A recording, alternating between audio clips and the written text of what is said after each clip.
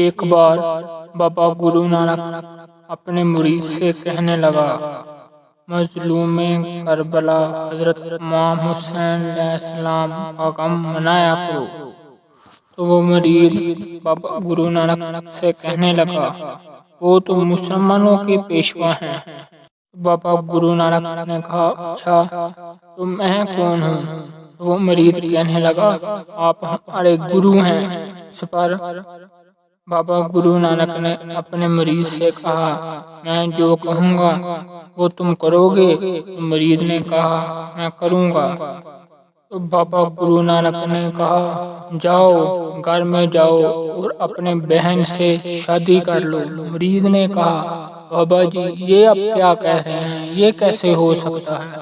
جب اس کا غصہ بڑھنے لگا تو اس پر بابا گرو نانک نے کہا، بیٹھو، یہ جو تمہارے ضمیر کی آواز ہے اس کو ہی حسین کہتے ہیں۔